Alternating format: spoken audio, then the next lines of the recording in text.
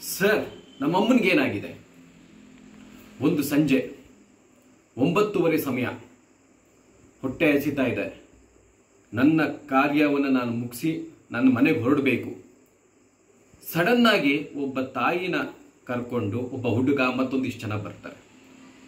ಬಂದು, ಸರ್ ಹೊಟ್ಟೆ ನೋವು ಅಂತ ತಾಯಿ ಬಿದ್ದು ಒದ್ದಾಡ್ತಿದ್ದಾರೆ. ನಾವು ತಗೊಂಡೋಗಿ BP ನೋಡ್ತೀವಿ, ನಮಗೆ BP ಸಿಗ್ತಿಲ್ಲ, ಏನಾಗ್ತಿದೆ ಗೊತ್ತಿಲ್ಲ. ಆ ಹುಡುಗ ಬಂದು ಕೇಳ್ತಾ ಇರೋ ಕ್ವಶನ್ ನಮ್ಗೆ ಅವನು ಚಿಕಿತ್ಸೆ ಮಾಡಕ್ಕೂ ಬಿಡ್ತಿಲ್ಲ.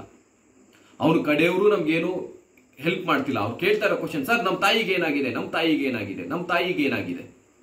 ನಿಮ್ಮ ತಾಯಿಗೆ ಏನಾಗಿದೆ ಗೊತ್ತಿಲ್ಲಪ್ಪ, BP ಕಡಿಮೆ ಇದೆ, ECG ಮಾಡಬೇಕು, ಏನಾಗಿದೆ ನನಗೆ ಗೊತ್ತಿಲ್ಲ, ನಾವು ನೋಡಬೇಕು. ನಿಮ್ಗೆ ಏನಾದರೂ ಅವ್ರಿಗೆ ಯಾವ್ದಾದ್ರು ಔಷಧಿ ತಗೊಂತಿದಾರ, ಏನಾದ್ರು ಕಥೆಗಳಿದಾವ ಹೇಳಿ.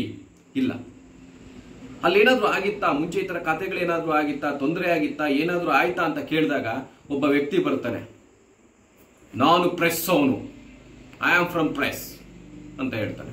ಸೊ ಅವ್ರನ್ನ ನಾನು ವಿಡಿಯೋ ಸಹಿತ ಮಾಡ್ತೀನಿ. ಅಲ್ಲಪ್ಪ, ನೀನು ಕೆಲಸಕ್ಕೆ ತೊಂದರೆ ಕೊಡ್ತಿದ್ಯಾ, ನೀನು ಫಸ್ಟ್ ಏನಾಗಿದೆ ಅಂತ ಹೇಳು, ನಾವು ತಗೊಳ್ತೀವಿ, ಚಿಕಿತ್ಸೆ ಕೊಡ್ತೀವಿ.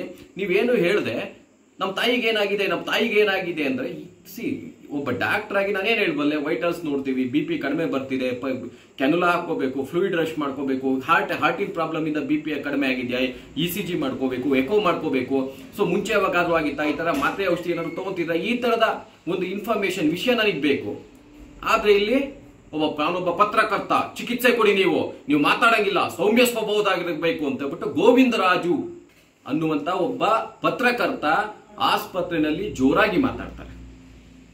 4 ವರ್ಷದ ಕೆಳಗೆ ನಮ್ಗೆ ಶಾಕ್ ಆಗುತ್ತೆ. ಇಲ್ಲಪ್ಪ, ನಮ್ಮ ಕೈಲಿ ಆಗಲ್ಲ, ಇದು ಏನ್ ತೊಂದರೆ ಆಗಿದೆ ಹೇಳಿ ಅಂದ್ರೆ ಬಡ ಅವ್ರ ತಾಯಿನ ಕರ್ಕೊಂಡು ಹೋಗ್ತಾರೆ. ಅದಾದ ಸುಮಾರು ದಿನಗಳ ನಂತರ ನಮಗೆ ಗೊತ್ತಾಗೋದೇನಂದ್ರೆ, ಮನೆಯಲ್ಲಿ ಹೊಡೆದಾಟ ಆಗಿತ್ತು, ತಾಯಿಗೆ ಹೊಟ್ಟೆಗೆ ಏಟು ಬಿದ್ದಿತ್ತು. ಯಾರು ಹೊಡೆದಿದ್ರು ಅದೇನು ನಮ್ಗೆ ಗೊತ್ತಿಲ್ಲ. ಬಟ್ ಹೀಮೋಪೆರಿಟೋನಿಯಂ ಆಗ್ತಿತ್ತು, ಹೊಟ್ಟೆ ಒಳಗಡೆ ಬ್ಲಡ್ ಲಾಸ್ ಆಗ್ತಿತ್ತು. ಆದ್ರಿಂದ ತಾಯಿಗೆ BP ಕಡಿಮೆ ಆಗಿತ್ತು. ಸೊ ನೀವು ರೋಗಿಗಳು ಅಥವಾ ಯಾವುದೇ ಒಂದು ಸಮಸ್ಯೆ ಇರುವಂತವ್ರು ವೈದ್ಯರ ಹತ್ರ ಬಂದಾಗ, ನಿಮ್ಮ ಪ್ರಾಮಾಣಿಕವಾಗಿ ನಿಮ್ಗೇನು ಕಾಯಿಲೆ ಆಗಿದೆ ಅನ್ನೋದು ನೀವು ಇನ್ಫಾರ್ಮೇಶನ್ ನಮಗೆ ಕೊಡದೆ, ನಮ್ಮಿಂದ ಚಿಕಿತ್ಸೆಯನ್ನ ನೀವು ಯಾವ ತರ ಪಡ್ಕೊಳಕ್ಕಾಗ್ತದೆ? ಎರಡನೇದಾಗಿ, ನೀವು ಪ್ರೆಸ್ ಆಗ್ಲಿ ಏನೇ ಆಗ್ಲಿ, ನನ್ನ ವೃತ್ತಿ ಏನಾಗೆ ನಾವು ಸಹಾಯ ಮಾಡಬೇಕು.